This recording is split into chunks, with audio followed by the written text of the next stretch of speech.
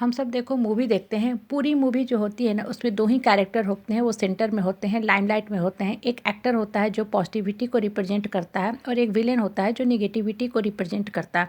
पूरा जो ये 2.5 घंटे 3 घंटे का मूवी होता है ना, वो पॉजिटिविटी और निगेटिविटी की लड़ाई के ही चारों ओर घूमता रहता है और अंत में जो विलेन होता है, जो निगेटिव रोल में होता है, उसका बड़ा ही दर्दनाक एंड होता है। आप बच्चे के किसी कार्टून को लो, सपोज करो मोटू पतलू ही बच्चे की एक कार्टून है।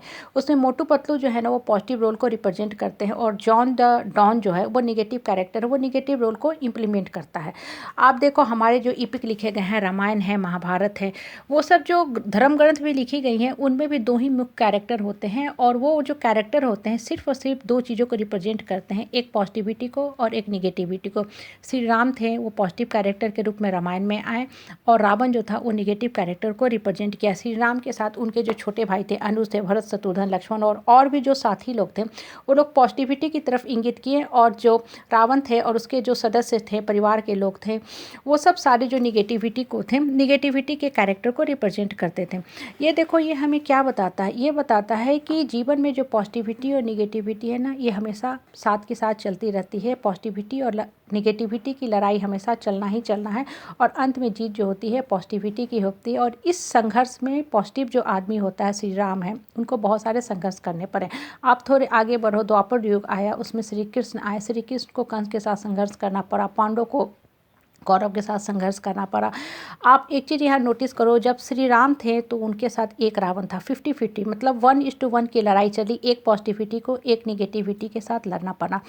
आप कॉपर युग में आए, द्वापर युग में आए तो 5 पांडव के साथ 100 कौरव थे, मतलब 1:20 मतलब एक पॉजिटिविटी को 20 निगेटिविटी के साथ लड़ना पड़ा। आप देखो, अगर गौर से देखो तो आज जिस युग में हम रह रहे हैं वो युग है एंड ऑफ द कलयुग। इसलिए हम भी जिस परिवार में परिवेश में रहते हैं, हमारे सामने क्लोज सर्किट ऑफ रिलेशनशिप में बहुत से निगेटिव लोग मिलते हैं और आज हमें जो निगेटिव लोग मिलते हैं ना, वो 1-2 की संख्या में नहीं होंगे, वो कई सौ कई हज़ारों के संख्या में मिलेंगे। इसलिए जो लड़ाई है ना पॉजिटिविटी और निगेटिविटी की, हमेशा चलते रहेगी। इसलिए अपने आप को स्ट्रॉन्ग करो, मन को स्ट्रॉन्ग करो और कभी भी परिस्थिति से परेशान मत हो।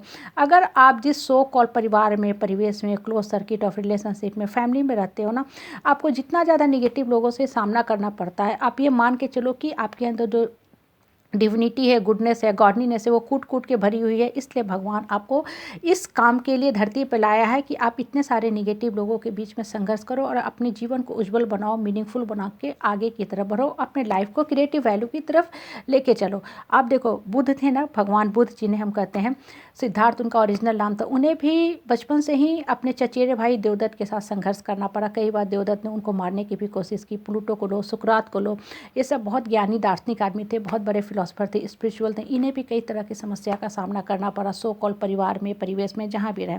इसलिए जब भी आप लाइफ में रहते हो, आपको कोई संघर्ष करना पड़ता है, आपको कोई परेशानी आती है, तो आप उससे बिल्कुल परेशान मत हो। आप इसके लिए ऊपर वाला को थैंक्स कहो कि आपके अंदर इतनी डिविनिटी भरी हुई है कि इस युग में, इस परिवार में, परिवेश में भगवान ने आपको नायक के रूप में उपस्थित किया, नायक का रोल दिया है, आपको लीड रोल में दिया है, पॉजिटिव रोल में दिया है कि इस रोल को आप बहुत हैप्पीली करके जाओ।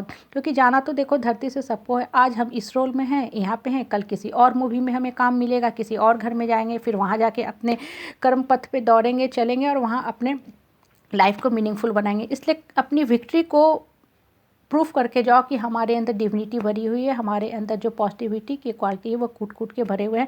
लाइफ से कभी भी पलायनवादी प्रवृत्ति मत रखो। अगर आपने पलायनवादी प्रवृत्ति रखोगे, जीवन से भागने की प्रवृत्ति रखोगे, जीवन में संघर्ष नहीं करना चाहोगे, तो क्या होगा कि आपकी जो शक्ति है ना वो कुंठित होने लगेगी, ख़त्म होने लगेगी।